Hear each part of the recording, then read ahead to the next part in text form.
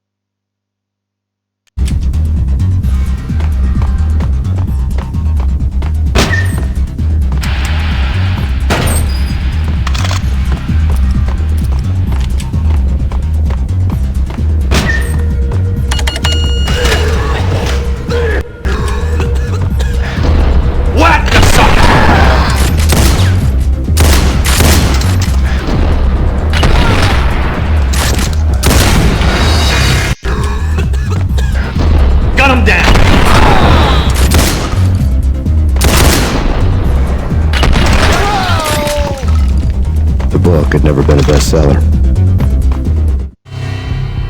Given the setting, I was surprised to find that somebody had been passing time reading. The paperback was entitled The Age of Murder and Storm. The blurb on the back mentioned Norse mythos and Ragnarok, the end of a Viking world with a terrible winter that covered the earth in ice, when vile crimes were rampant and all humanity lost. I could see how somebody impressionable might get it into their head that we were at the end of time. I was also beginning to see what the nightclub and its owner were all about.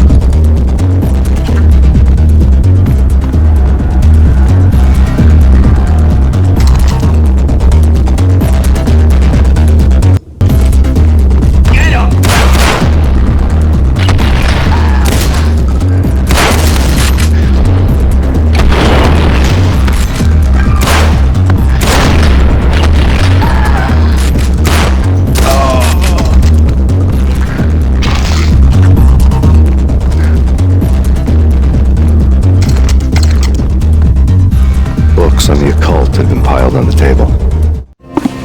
The room was stacked with light reading, such as Necronomicon, Witchcraft, and Paradise Lost. Old exotic titles like Malleus Maleficarum and De Umbrarum Reini Novum Portus. Books with pentagrams on their covers, all dealing with the occult and the infernal, lying between stacks of horror videos and a couple of Ouija boards. The only thing I could take seriously was the thought of Lupino taking it seriously. He had been spending a lot of time getting intimate with the guy downstairs.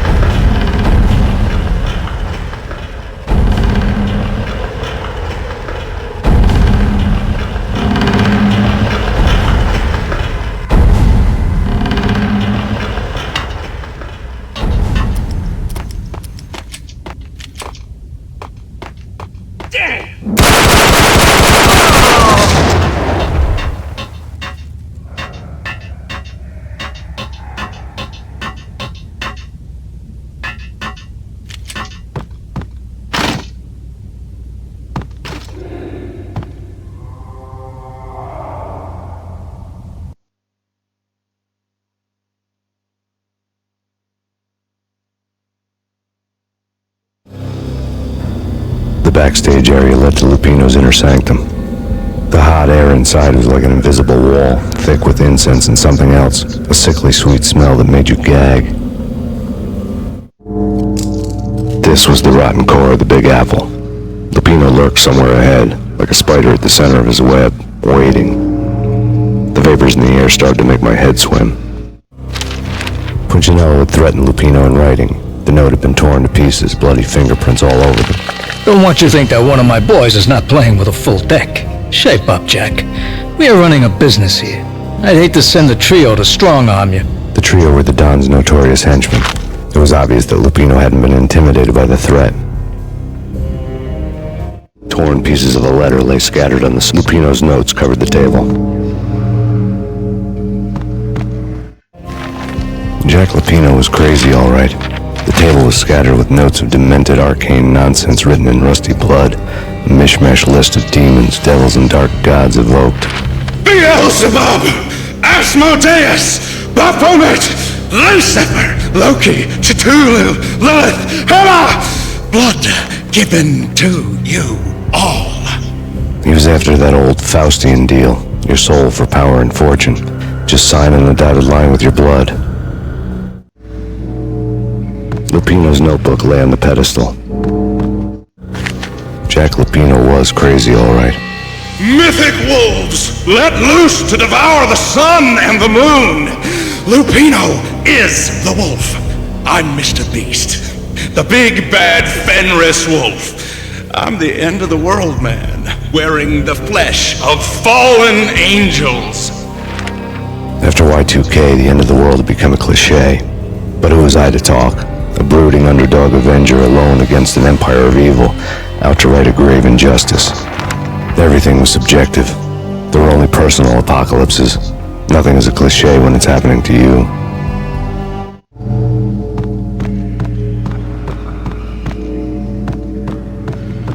The flesh of fallen angels!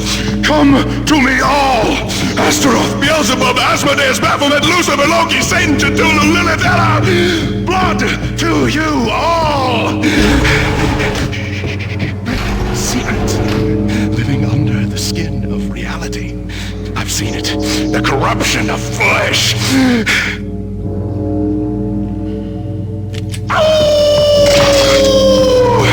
I'm the wolf, yeah! I am the wolf! It's close. It's coming. You have come. Halting. To the end. Now! I will rise to her side! I don't need the words! I'm beyond the words!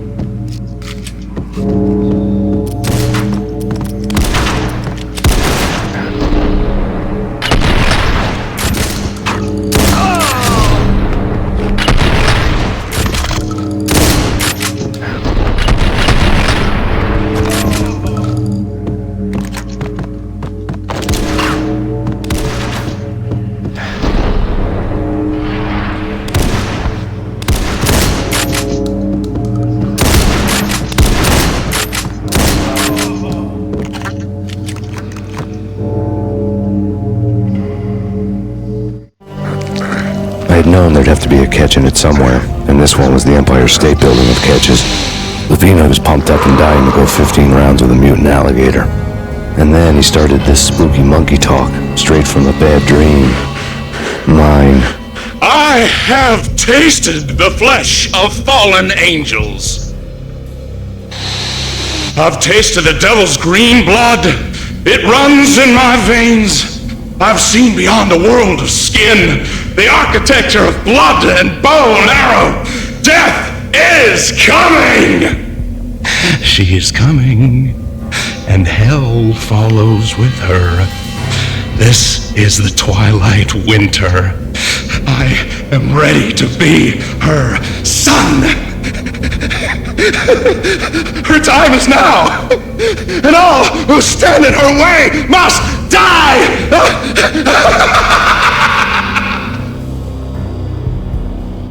Die! You'll die! You'll die! Now! All die! Oh!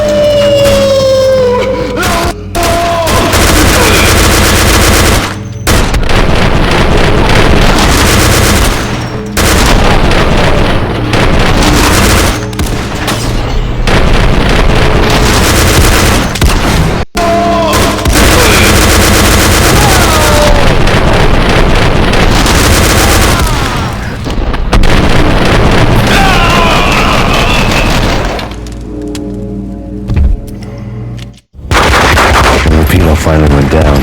I wanted to make real sure he'd stay that way. V was a bad monster. Turned them into friggin' zombie demons from outer space. I think he's dead already. Huh? And that's when it happened. But dead or not, you've got the wrong guy. In stepped this knockout femme fatale holding a gun to my face. I returned the favor.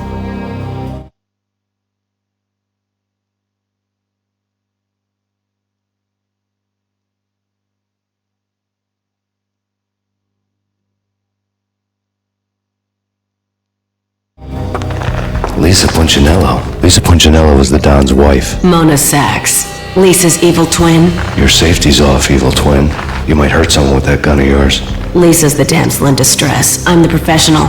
I'd blow you away without batting an eye. Sure, and you can check out my credentials splattered all over this joint. Jack couldn't have framed you. Not the state he was in. We're after the same slime bag. Angelo Punchinello's the one who murdered your friend and framed you with it. You know this for a fact. I've got my sources. I don't have a clue these days. I just shoot them as they come. Who put a contract on the archfiend? This one's mine. I hate the guts of that sadistic wife-beater. Why not pool our bullets for this one? I thought you'd never ask. My finger was starting to twitch. How do you like your whiskey? I'm easy, as long as you don't try to slip me a Mickey. You're a real angel, Max. It was good stuff. Tasted sweet as honey going down. Nothing personal. Can't risk you going berserk and getting Lisa killed.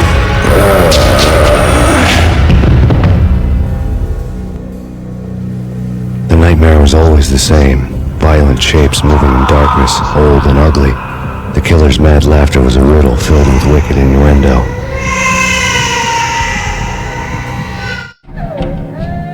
Somewhere, the baby was crying.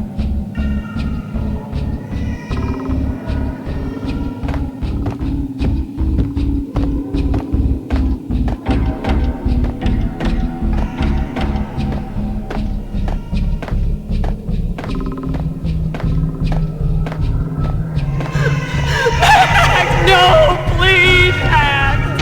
Why? I didn't mean to. I'm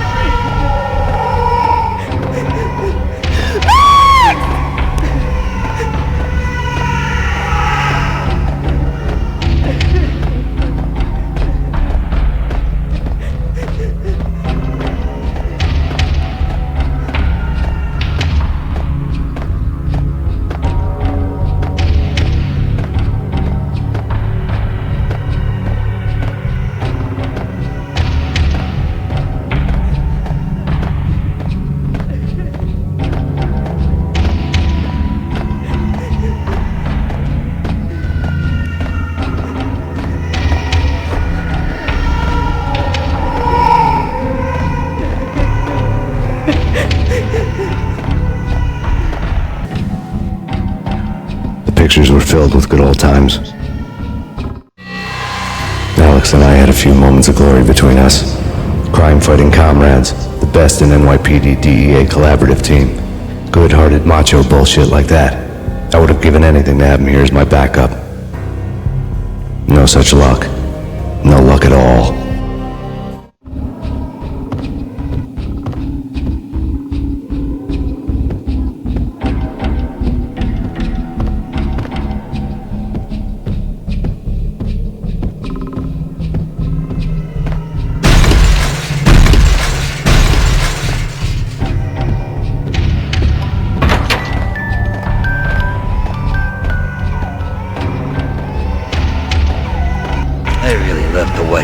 cartoons. Captain Baseball Bat Boy's my favorite.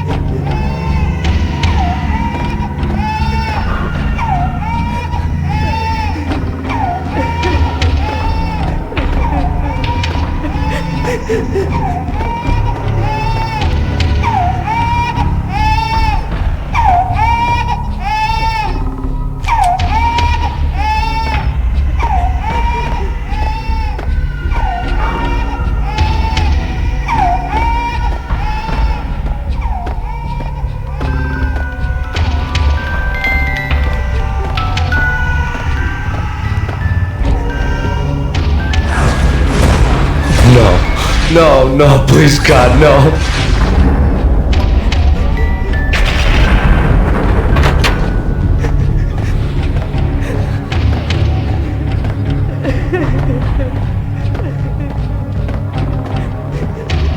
Slice 'em, dice 'em, shoot 'em full of holes, blow 'em to bits, vaporize 'em, disintegrate 'em. No matter what you do, they'll still be back good as new. Michelle's diary lay on the table. Michelle was working part-time in the district attorney's office. Her diary was open on today's entry, her handwriting all pretty curves. An army dossier found its way to my desk yesterday. Valhalla? Isn't that a Norse myth? Something about Vikings? I tried to tell Max about it, but he was busy, that cute frown on his brow. Guess it's nothing, just a mix-up at the courier service. From now on, I would always find time for her. It was a hollow promise. Too little, too late.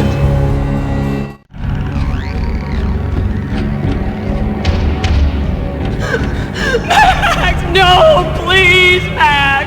Why? I didn't mean to. I'm sorry.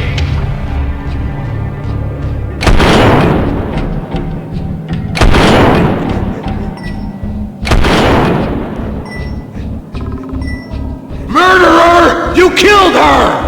Nothing like that ever happens in the real world.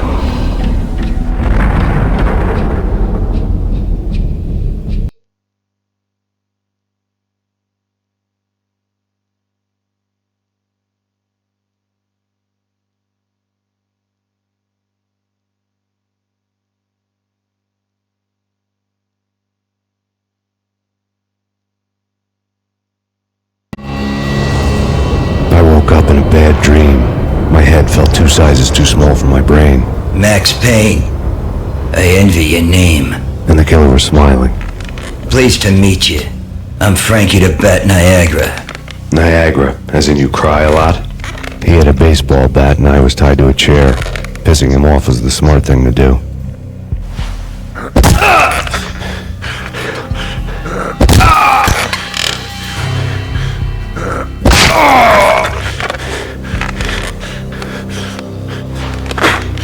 Nothing wrong with a little laugh now and then. Take me, for example. I love to watch cartoons. Cartoon violence is a fascinating thing. Let's take a break. I need to take a leak and maybe grab a cold one at the bar. Don't worry. I'll be back to finish this off. And then, it's checkout time. You play, you pay, you bastard. He swaggered out, and the door clanged shut behind him, locks clicking into place. Everyone makes mistakes. Mine hadn't been to crack jokes about the goon with the bat. He'd have cracked my skull regardless. It hadn't even been to trust a girl with a gun.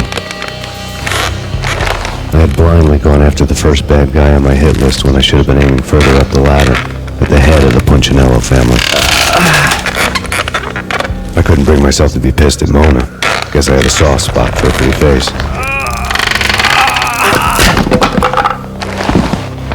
But when somebody decides to play baseball with your head, you tend to get sore. They had dragged me back to the basement of Lupino's hotel. I was beaten, bruised, and blue. I felt like the chair I had broken to get free.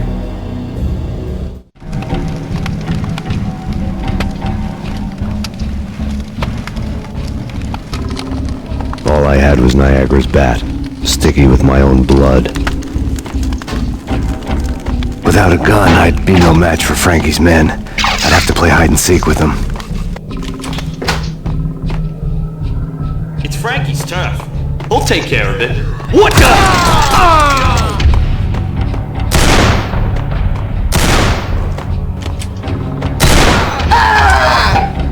What the hey yeah?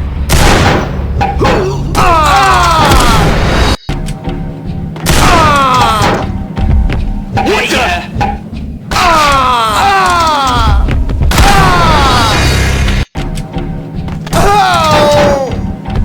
Hey what the hell? What the?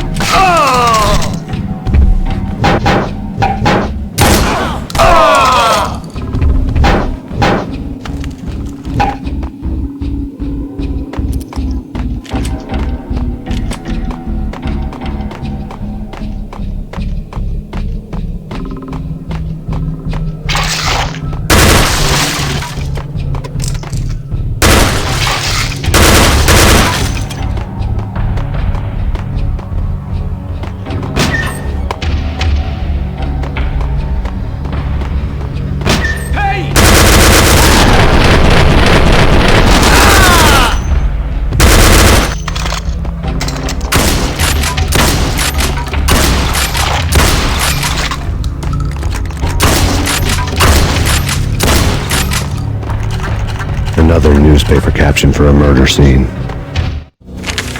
Frankie had left his calling card, a Captain Baseball bat boy strip, next to a sewer passage filled with bodies. You'd better not mess with Captain Baseball Bat Boy. Even my arch enemy, Bicycle Helmet Girl, swoons at the sight of me. Aha! There were enough corpses to put a mass murderer to shame.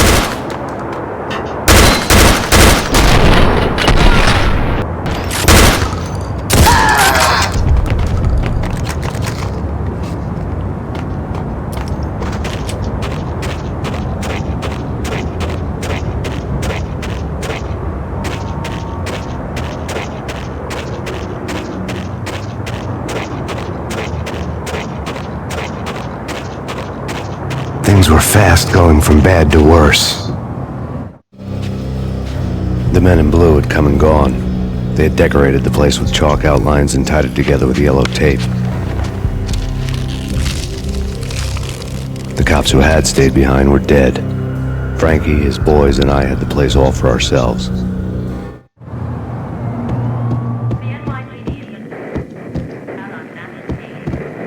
Just forget about it. Just forget about it. Hey, just forget about it. That crazy witch, you should have heard her. She was a real scream when the boys caught her trying to cap the Don. Oh, that's friggin' bad. To the trio? That's even worse than what Frankie's doing to that poor bastard downstairs. She's gonna take a long time to die. The mobster muscle on the phone was talking about Mona. Punchinello's trio were nothing but bad news.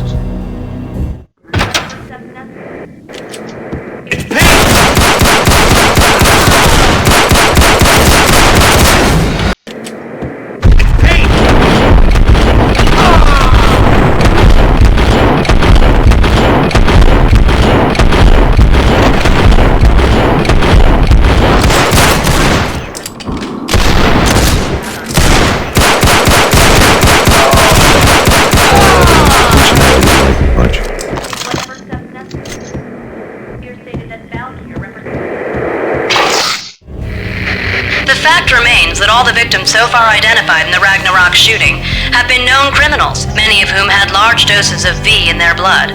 Reliable sources say that Max Payne was also among those killed, although no body has been recovered at this time. Reliable sources. That meant somebody thought the Mafia had me, and didn't want the cops snooping around anymore. The body would be delivered to them barely recognizable. Case closed. Don Punchinello had the power to be that reliable source, which was no news. But his news was old news. Framing me hadn't been enough. Don Punchinello had put a hit on me. He wanted me dead, and it had been important enough for him to give written instructions to Frankie about it. Max Payne should die like a dog for the trouble he's caused. Frankie, I know I can trust you to give this matter the dedication it needs.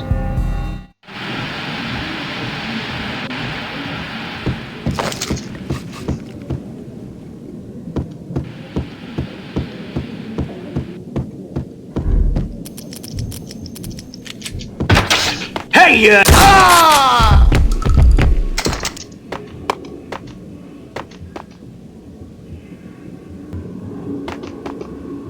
USA, USA. No soda. Damn.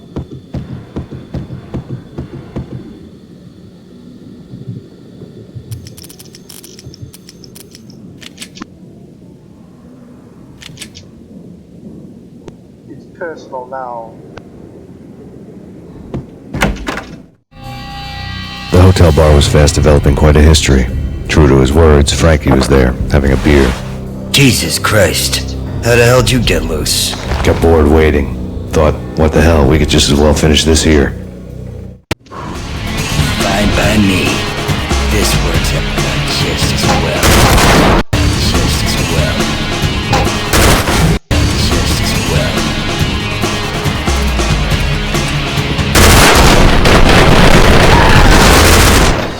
Just as well.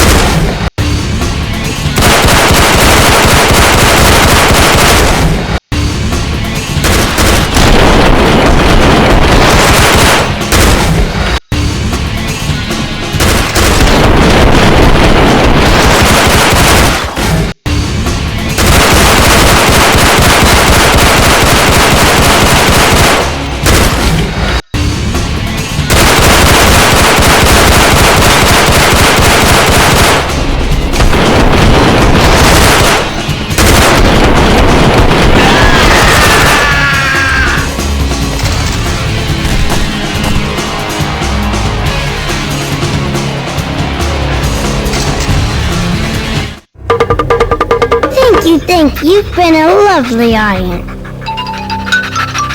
Had enough? I don't play with girls anyway. Unfair! I spotted the tail as soon as I left the hotel. A big black Mercedes. I'd seen the car before. That time it had heralded impressive explosions. Vladimir was back. Bang! You're dead, Max Payne. I might have laughed if I remembered how. What's this supposed to be? Cops and robbers? Look, you want something with me? Get in line. Peace, man. Relax. You know you are a real news item.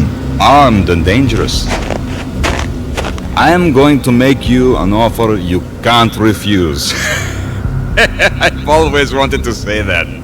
It's a bum rap. I've been framed. Well, that's a moot point. Whatever you did or did not do, I'm sure you had good reason for doing it. Want to hear me out? I'm listening.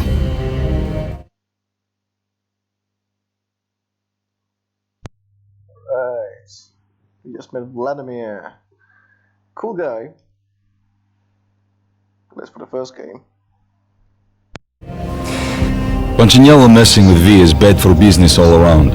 But that's not all. There is this guy, Boris Time, used to pull jobs for me. He's the captain of the cargo ship Charon. Now the bastard turncoat has gone over to the other side, Punchinello's. The ship's loaded with high-res hardware, guns, my business. If Punchinello gets hold of that cargo, he's won and I have lost. And you'll have your work cut out for you.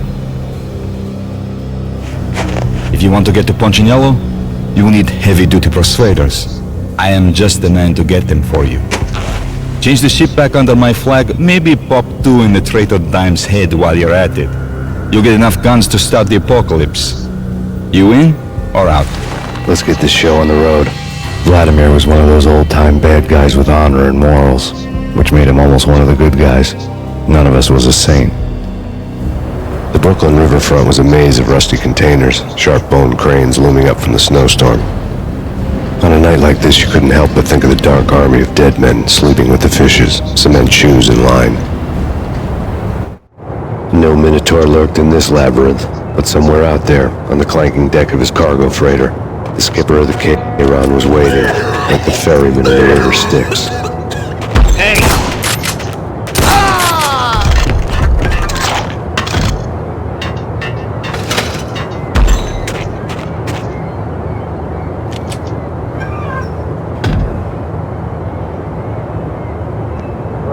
Let's stop it for here.